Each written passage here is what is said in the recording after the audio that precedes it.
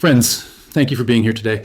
What if I told you that a master plan designed to bankrupt a rival power is actually putting your own financial security and the stability of the entire Western world at risk? And could it be that in trying to punish an adversary, European and American leaders have accidentally pulled the pin on a grenade inside our own economic house? These are uncomfortable questions, but they are the necessary ones we must ask as we watch a slow-motion economic train wreck unfolding across the Atlantic, one that is sending shockwaves from Brussels to Berlin, and eventually to our own shores.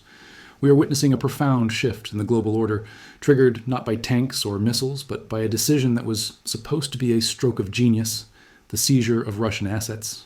For the last few years, we have been told a very specific story. We were told that Western sanctions would crush the Russian economy. We were told that by freezing and seizing the $300 billion in Russian central bank reserves sitting in Western vaults, we could force Moscow to its knees and pay for the reconstruction of Ukraine without costing the American or European taxpayer a dime. It sounded perfect. It sounded just. But the reality, as it is now emerging, is far more complex and far more dangerous. Instead of capitulation, this move has triggered a stunning three-wave economic counterattack from Russia that has caught Europe completely off guard. It is a classic case of a boomerang effect. The weapon thrown at the enemy has circled back to hit the thrower. Today, I want to walk you through exactly what has happened, why the experts got it so wrong, and why this 105 billion asset seizure scheme is backfiring in ways that will haunt the global economy for decades. To truly grasp the magnitude of this situation, we must first examine the deceptive simplicity of the initial plan and the hidden costs that were never explained to us. To understand this mess, we first have to look at what the European Union actually did. Since the conflict began in 2022, Western nations froze huge sums of Russian money. These weren't the yachts of oligarchs. These were the sovereign savings of a nation, reserves belonging to the Russian central bank. For 2 years, this money sat in limbo. But recently, faced with Ukraine fatigue and budgets running dry, EU leaders decided to take a step further. They moved to seize the interest generated by these assets and potentially leverage the assets themselves to fund a massive $105 billion aid package for Ukraine. The political narrative sold to the public was simple. Russia pays. It was presented as a victory for justice and a relief for Western budgets. However, there is a deception at the heart of this policy, a lie that is now being exposed by pragmatists within Europe. The structure of this aid is not a direct transfer of cash. It is a loan. The European Union is borrowing money from the financial markets to give to Ukraine, using the Russian assets essentially as collateral or a funding stream. But here's the catch. Ukraine is a nation battered by war, with an economy in ruins. The likelihood of Ukraine repaying these massive loans is, to put it politely, slim. So, who pays the bondholders when the loan comes due and Ukraine cannot pay? You do. Or rather, the taxpayers of the European Union and the United States. If the Russian assets legally cannot be liquidated, or if they are returned as part of a future peace deal, the debt remains. European leaders are effectively co-signing a massive mortgage for a neighbor who has lost their job, while telling their own citizens, don't worry, it won't cost you a penny. I want to pause here and ask you, what do you think about this approach? Is it a necessary strategic risk to support an ally? Or do you feel the potential cost to taxpayers was not made clear enough? Please share your thoughts in the comments section below. I'm really curious to hear your perspective on this. This was the first miscalculation, assuming that financial wizardry could make the cost of war disappear. But the second miscalculation was far more fatal. Western leaders assumed Russia would simply complain, issue a few angry press releases, and take the hit. They assumed Russia had no cards left to play. They were wrong. But before we even get to the backlash, we need to pinpoint exactly where this money is sitting, because that location turns out to be the Achilles heel of the entire European financial system. Before we get to Russia's retaliation, we have to understand where the money actually is. When we hear Western sanctions, we often think of the United States. But in this specific case, America is a minor player. The U.S. holds only about $4 billion to $6 billion of these frozen Russian assets. The lion's share, over $210 billion, is sitting in Europe. Specifically, it is sitting in Belgium, held by an institution called Euroclear. Now, Euroclear is not a bank in the traditional sense. You can think of it as the plumbing of the global financial system. It is a clearinghouse that ensures when you buy a stock or bond, the ownership actually transfers. It holds trillions of dollars in securities. It operates on very thin margins, designed to be a neutral, boring, safe utility. By turning this neutral utility into a weapon of economic warfare, the EU has placed a target on its back. Russia has initiated a legal war against Euroclear in Russian courts. This might sound like a joke. Why would Belgium care what a Russian judge thinks? But in the world of international finance, it matters immensely. Russia is winning these judgments in its own courts. Armed with these judgments, they can theoretically seize Euroclear cash and assets anywhere in the world that is not fully protected by Western law. If Euroclear is drained of its capital by these lawsuits, the plumbing of the European financial market clogs up. Belgium's prime minister has been losing sleep over this, warning that a collapse of Euroclear would trigger a financial crisis that would require a massive taxpayer bailout, potentially dragging the entire Belgian economy down with it. While Washington pushes for seizure because it has no skin in the game, Brussels is terrified because they are holding the bag. This brings us to the core of the disaster, Russia's response. Contrary to expectations of silence or military rage, Moscow unleashed a sophisticated three-pronged economic counterattack. Russia's response to the asset seizure wasn't to cut off gas immediately or launch cyber attacks. They did something more calculated. They rewrote the rules of engagement in three distinct waves. The first wave of this retaliation struck immediately at the corporate level, effectively holding Western businesses hostage. The moment the EU announced its plan to use the frozen assets, Russia triggered a trapdoor for Western companies still operating within its borders. We are talking about massive entities, household names like Volkswagen, Mercedes-Benz, Shell, BP, and consumer giants like Danone. Within 48 hours of the EU's move, Russia effectively nationalized billions of dollars in European corporate assets. Factories that took decades to build, supply chains that cost billions to establish, and equipment worth fortunes were suddenly declared the property of the Russian state or handed over to friendly management. For example, German automakers saw their plants seized. Energy giants lost their stakes in massive oil and gas projects. The total value of Western assets seized or trapped inside Russia is estimated to exceed $120 billion. In a brutal twist of irony, the value of the assets Europe's companies lost in Russia is likely higher than the cash Europe is trying to squeeze out of the frozen central bank reserves. Western shareholders are seeing their investments evaporate, and insurance companies are facing a tidal wave of claims. The message from Moscow was clear: if you take our sovereign money, we take your private property. Then came the second wave, which hit the European consumer directly in the wallet through a calculated currency war. The second wave hit the European wallet directly. Russia announced that unfriendly nations, essentially all of Europe, could no longer pay for gas and oil in euros or dollars. If they wanted energy, they had to pay in rubles or Chinese yuan. This was a masterful stroke of economic judo. For decades, the euro has tried to establish itself as a global reserve currency, a rival to the dollar. By refusing to accept it, Russia told the world, this currency is no longer valid here. This forced European nations into a humiliating corner. Countries like Hungary and Slovakia, which are landlocked and dependent on Russian pipelines, had no choice. They had to scramble to buy rubles or yuan to keep their lights on and factories running. This increased the demand for the ruble, strengthening it at the very moment sanctions were supposed to destroy it. Conversely, it weakened the euro. When a currency weakens, imports get more expensive. This imports inflation. So when a retiree in Germany or France goes to the grocery store and sees prices rising, part of that is the direct blowback of the currency war initiated by the asset seizure. However, it is the third wave that poses the most dangerous threat to the long-term future of the West: the creation of a rival financial system. The third wave is the most dangerous for the long-term future of the West. Russia, realizing it can no longer trust the Western banking system, has accelerated the creation of a completely separate financial infrastructure. Partnering with China, India, Saudi Arabia, and others, they have launched the BRICS Plus Reserve Fund, a sort of alternative to the IMF, International Monetary Fund. This is a $150 billion pool designed to help countries bypass Western sanctions. But the real innovation is its structure. It is decentralized. The assets are held in a way that no single Western court can freeze them.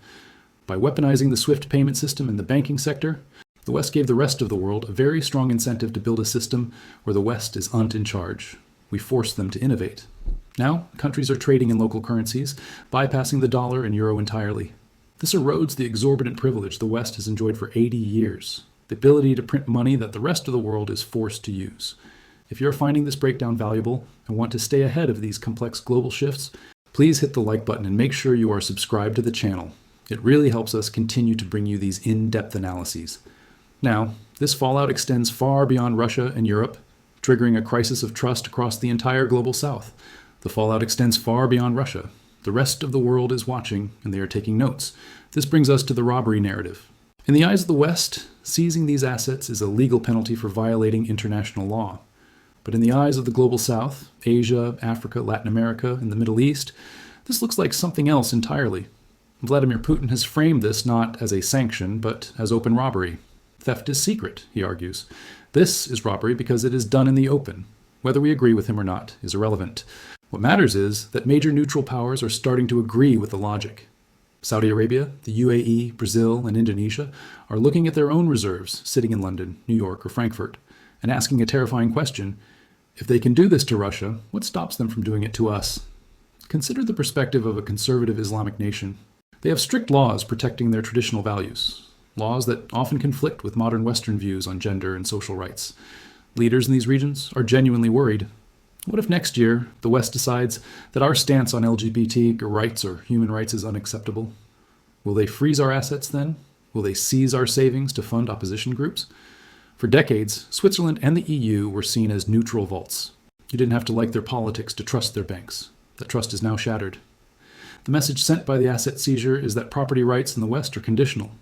Your money is safe only as long as you remain politically aligned with Washington and Brussels.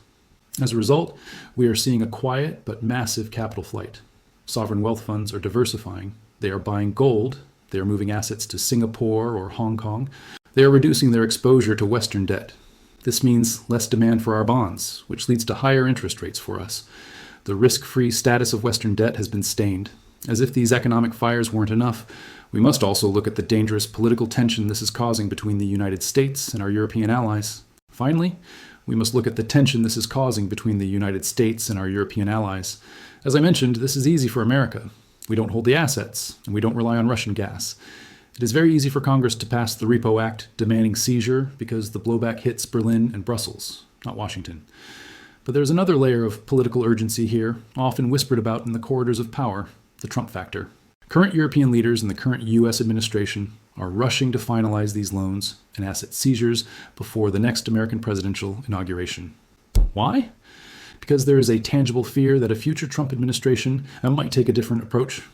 There is speculation that Trump might seek a peace deal to end the war quickly, a deal that could involve unfreezing those assets and returning them to Russia as a bargaining chip in exchange for a ceasefire or territorial concessions. By locking in the seizure now, by turning those assets into collateral for loans that have already been issued, the EU is trying to tie the hands of any future U.S. president. They are burning the ships, so there is no retreat.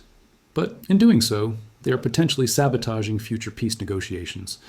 If the money is gone, traded away for a war that is still grinding on, you lose one of the biggest levers you have to bring everyone to the table. This haste has created deep fractures within Europe itself. You have countries like Hungary, led by Viktor Orban, openly calling the plan a red line and refusing to participate, calling it a fast track to war. You have pragmatic nations like Belgium terrified of bankruptcy. And you have the hawks in the Baltic states willing to risk it all. The unity of the EU is cracking under the weight of this financial gamble. Now, you might be thinking, this all sounds like a problem for bankers in high towers and politicians in Brussels. How does this actually affect me or my family? To answer that, we have to look ahead at the very real, very personal price tag of this policy.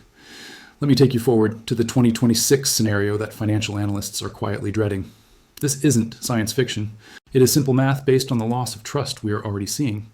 When global investors, the people who buy government debt, start to doubt the safety of the Eurozone, they demand a higher risk premium. In plain English, they charge more interest to lend money. Projections indicate that European government bond yields could rise by 150 basis points. That might sound like a small number, but when you are dealing with trillions in national debt, it is catastrophic. It translates to European governments paying an extra $50 billion to $60 billion every single year just in interest payments. That is money that cannot be spent on healthcare, cannot be spent on pensions, and cannot be spent on infrastructure. It is dead money, burned to service the debt of a policy that backfired. And who fills that $60 billion hole? The taxpayer. We are looking at a future of austerity, tax hikes, or both, purely to pay for the fallout of this financial warfare. Furthermore, as central banks diversify away from the euro, the currency weakens. Analysts predict a depreciation of around 8% against a basket of currencies. For the average household, this means imported inflation. The price of everything from coffee to electronics to energy goes up, eating away at retirement savings that are already under pressure. But the human cost goes deeper than inflation. We must talk about the jobs. The $120 billion in corporate assets lost in Russia represented future revenue streams for major Western companies. When a German car manufacturer loses a plant in Kaliningrad, or a French energy giant writes off a multi-billion-dollar project, they don't just absorb the loss. They cut costs. They lay off workers. We are already seeing unemployment creep up in sectors with heavy exposure to the Russian market. These aren't just statistics. These are livelihoods of skilled workers in the heart of Europe, sacrificed on the altar of geopolitical maneuvering. History offers us a chilling warning about where this path leads. We have been here before.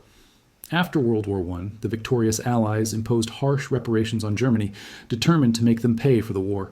It was a policy born of anger and a desire for justice. But what did it actually achieve?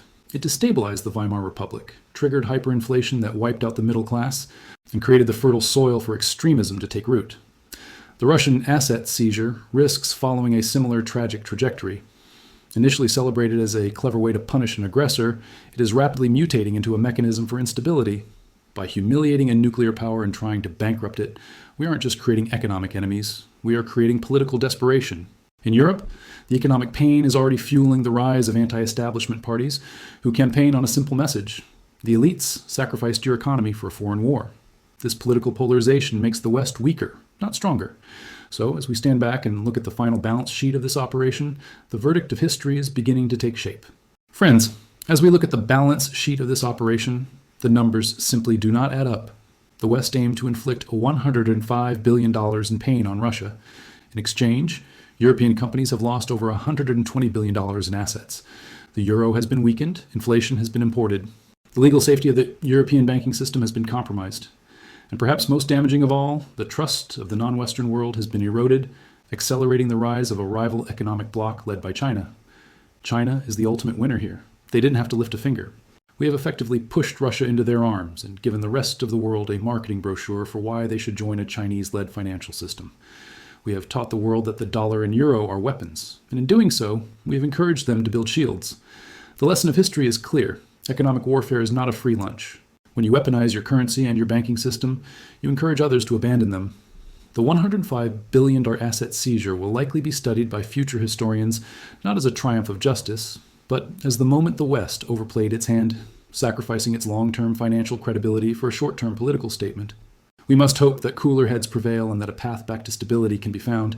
But for now, the boomerang has been thrown, and it is hurtling back toward us with gathering speed. Thank you for your time.